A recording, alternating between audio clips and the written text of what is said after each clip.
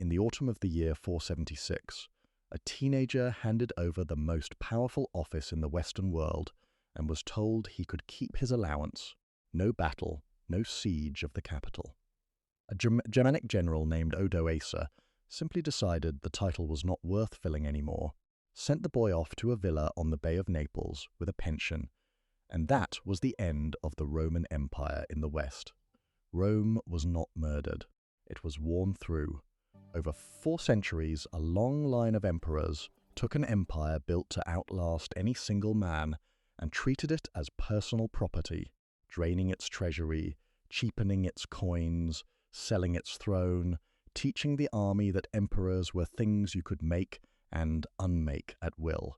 The barbarians at the gates usually arrived late. The real damage tended to start at the top, with a crown on it. These are 10 of the men who did the wearing.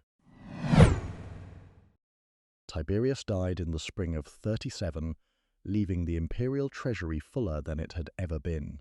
His heir emptied it in about a year. We know him as Caligula, Little Boot, a childhood nickname from the army camp where he grew up in a tiny pair of soldiers' sandals. The name stuck. Almost nothing else about him would. The historian Suetonius, writing decades later and no friend of his memory, put the inherited surplus at 2.7 billion sesterces and claimed Caligula ran through it on a scale Rome had never seen. Some of the spending was theatre in the most literal sense. He ordered a bridge of boats built across the bay at Baiae, more than 3 miles of commandeered merchant ships lashed together and planked over, then rowed across it in armour he said had belonged to Alexander the Great. A soothsayer had once told him he had no more chance of becoming emperor than of riding a horse across that bay. So he rode a horse across the bay. He had himself worshipped as a living god while he was still breathing, something even Augustus had been careful to defer until after death. He is said to have planned to make his favourite racehorse, Incitatus, a consul, though that story may have begun as a joke at the Senate's expense, a way of saying the animal would do the job better than the men in the room.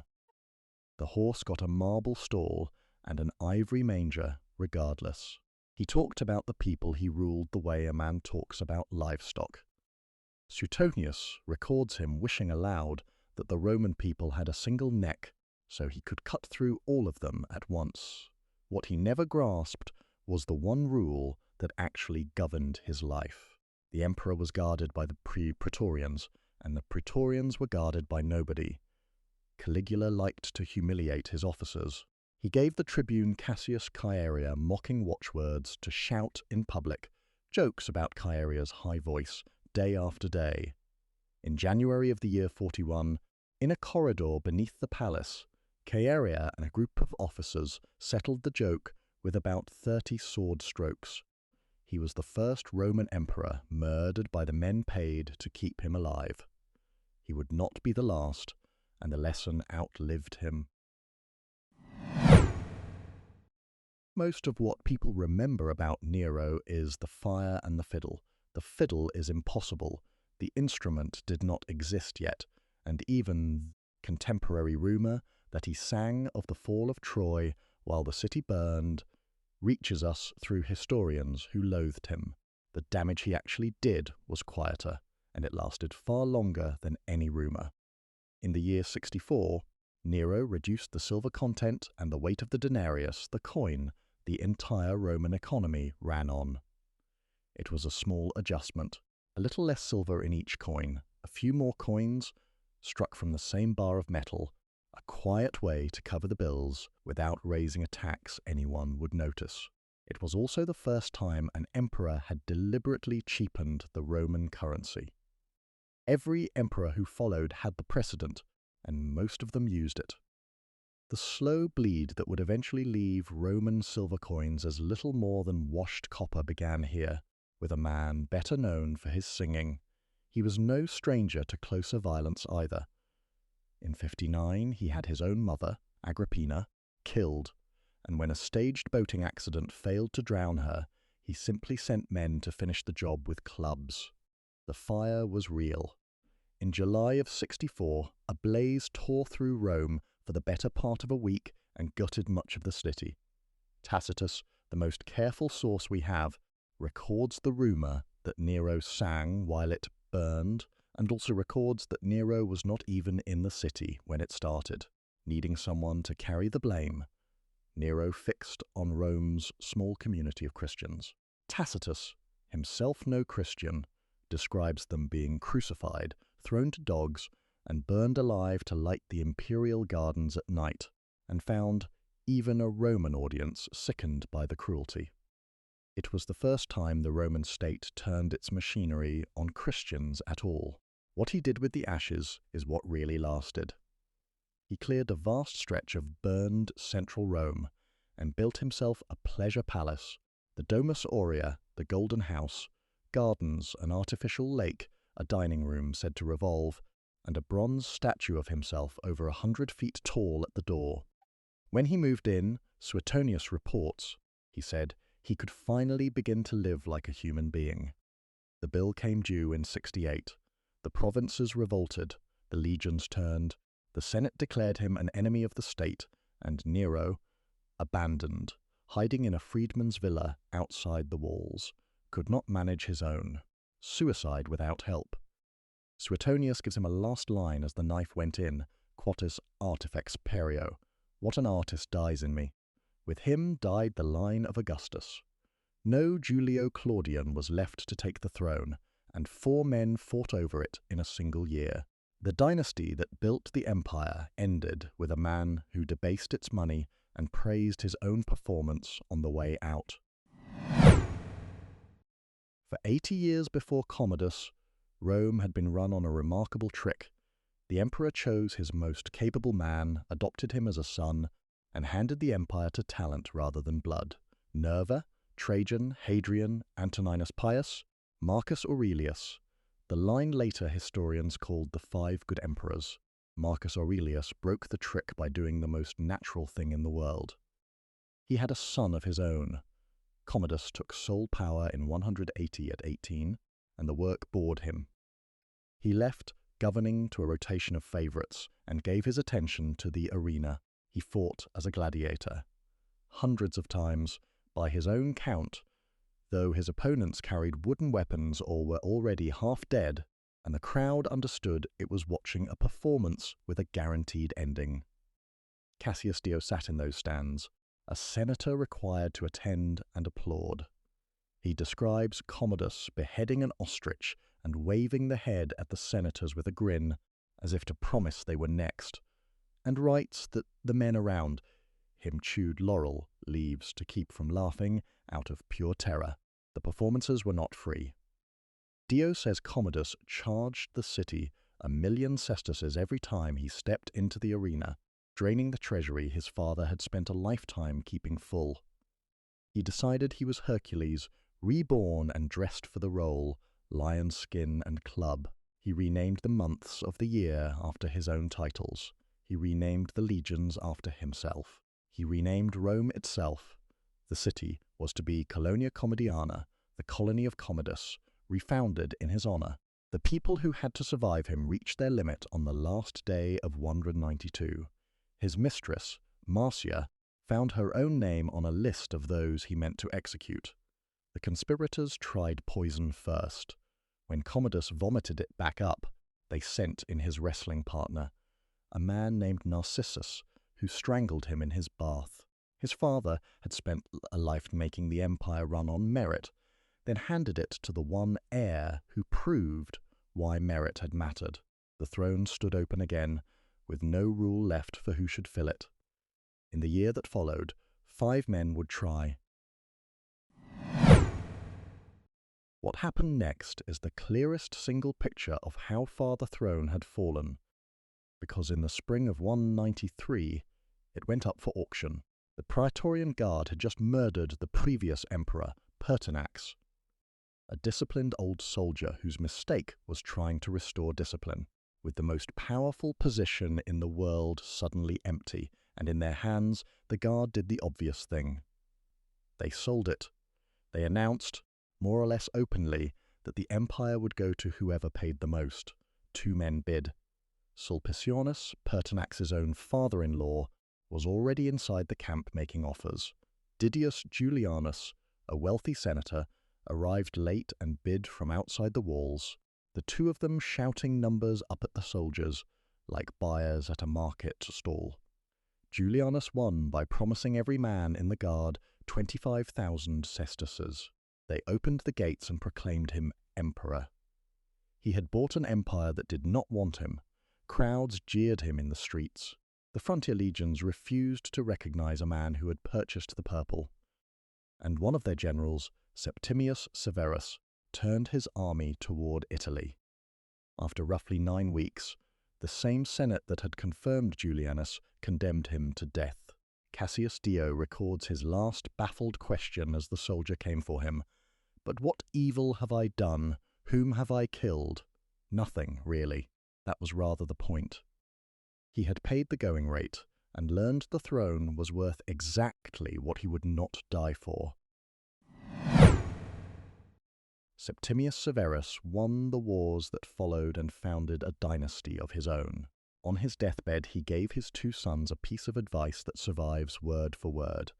Stay on good terms with each other, pay the soldiers, and despise everyone else. His elder son took 2/3 of it to heart.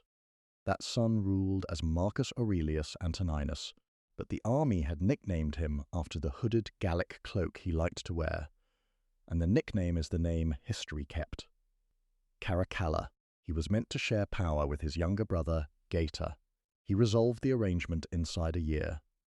In late 211, he had Geta killed, reportedly cut down by soldiers in the arms of their mother, in a room arranged for the brothers' reconciliation. Then he had Geta's name chiseled off every monument in the empire, and, according to Cassius Dio, put to death something like 20 Zero of his brother's friends and supporters. He took the advice about the soldiers seriously and raised their pay enormously. The difficulty was paying for it, and his answer reached into the same place Nero's had, the coinage. He introduced a new silver coin, later called the Antoninianus, which he declared was worth 2 denarii, but which held only about 1.5 denarii of silver. The state spent it as 2 and collected it as 2 and kept the difference. It is one of the cleanest acts of official counterfeiting any government has ever worked against its own money. He needed taxpayers as well as silver, and in 212 he issued the Constitutio Antoniniana, the edict granting Roman citizenship to almost every free inhabitant of the empire. It reads like generosity, and historians still argue over his motives. But Dio saw a plainer reason beneath it. Citizens paid taxes that non-citizens escaped, on inheritances and on the freeing of slaves in particular. Widen the citizenship, widen the tax base. The decree that finally made the whole Mediterranean Roman was, at least partly, a revenue measure. His soldiers adored him for the money, right up until it stopped protecting him. In April of 217, on a road near Carrhae, Caracalla dismounted to relieve himself, and one of his own guards stabbed him where he stood. The man who arranged it, his Praetorian prefect Macrinus, was wearing the purple within days. He had understood exactly what kept an emperor alive and exactly what kept an empire solvent, and he chose to spend the second to buy the first. Every emperor of the coming century inherited that choice, with the coins to prove it. A few years after Caracalla's murder, the most sacred object in Rome was a rock. It was a rough, cone-shaped black stone that had fallen from the sky over the Syrian city of Emesa, where the locals worshipped it as the sun god Elagabal. The boy who carried it to Rome had been that god's hereditary priest before he was anything else, and he never really stopped being one. He came to the throne in 218 at around 14, the front man for an ambitious grandmother and mother who claimed he was Caracalla's secret son, and bought the army's agreement with that story. Officially, he ruled as Marcus Aurelius Antoninus. The name that stuck was the name of his god, Elagabalus. He had no interest in the empire's wars or its books. What he wanted was to make his god Rome's god. He carried the black stone into the capital in a chariot drawn by white horses, walking backward in front of it the whole way so as never to turn his back on it, and built it a vast temple on the Palatine.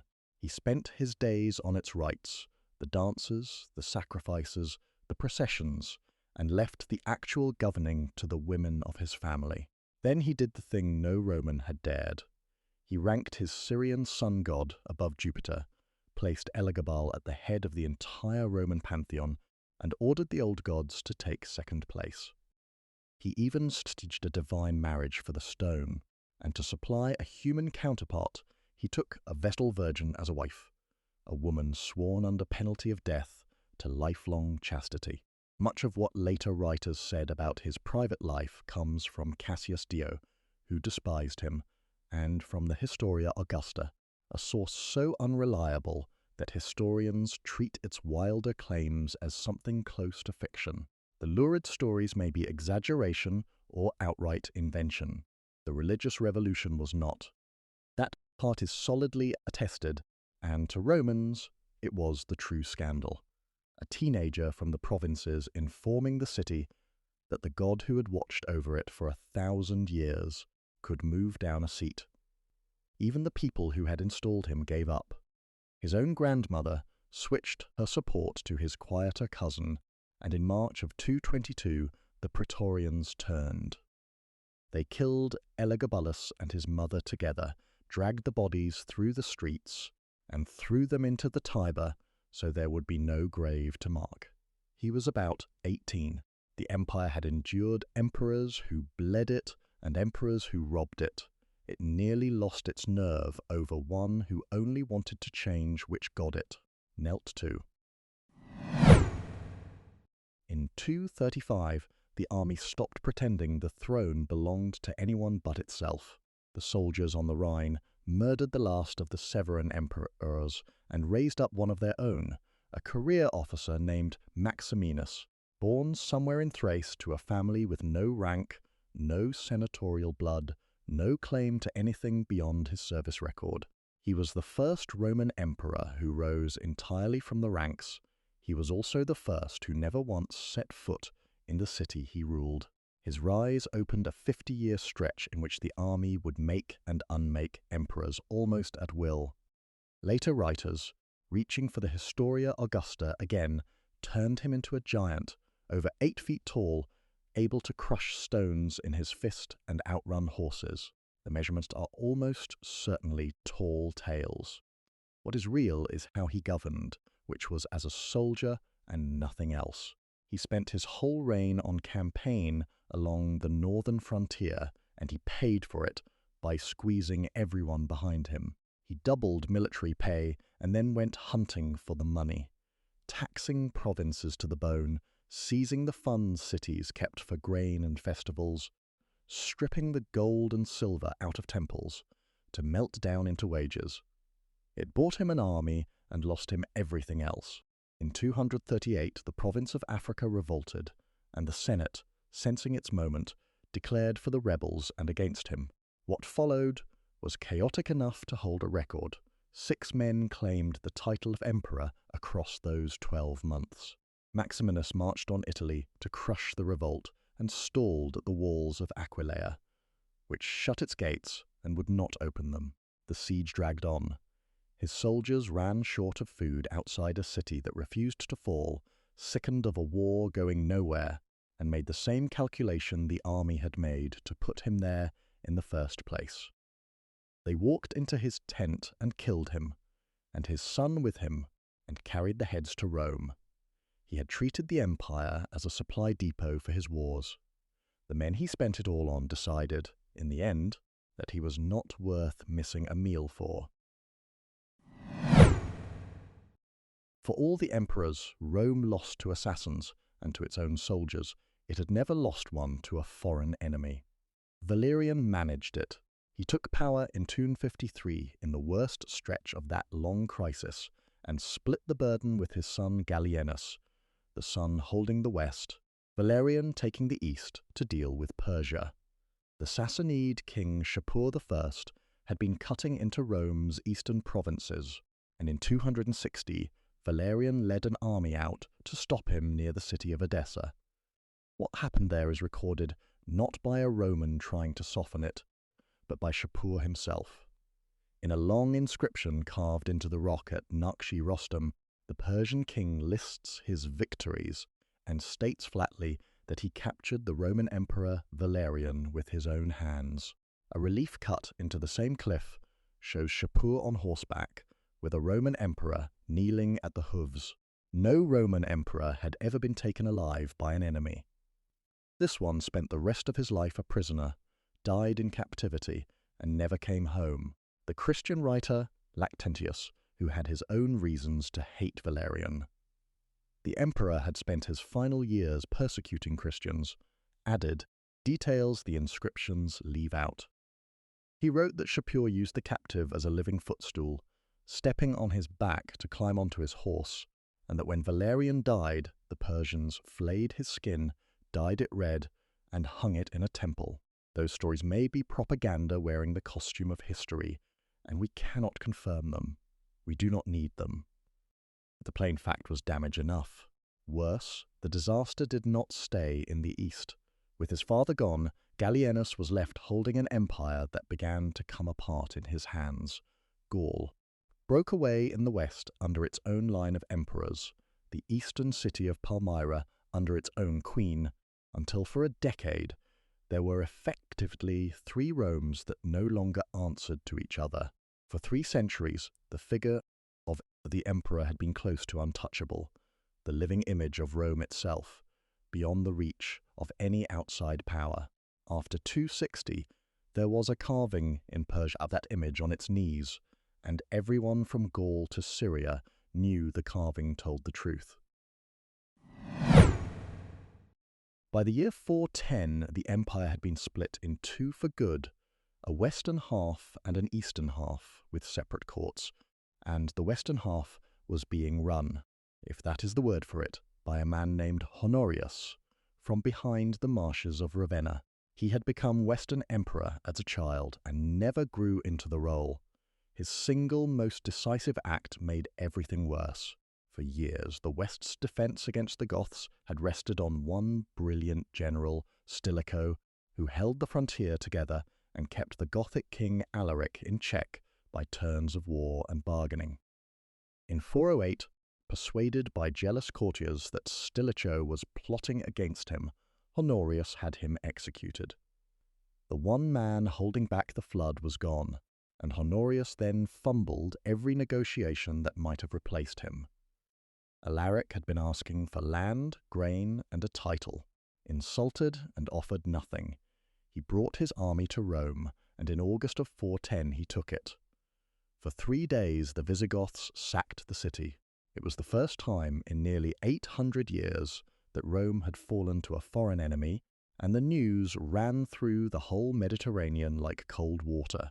Jerome, hearing of it in distant Bethlehem, wrote that the city which had conquered the world had now itself been conquered. Around the same time, with the army stretched past its limit, Rome told the cities of Britain to look to their own defence. The legions never came back. A province held for nearly 400 years was simply let go. The emperor was safe in Ravenna through all of it. The historian Procopius tells a story, almost certainly invented, but too sharp to leave out, that when a servant rushed in, shouting that Roma had perished, Honorius was stricken, because he kept a prize hen named Roma and thought his bird had died. Told it was only the city, he was said to be relieved.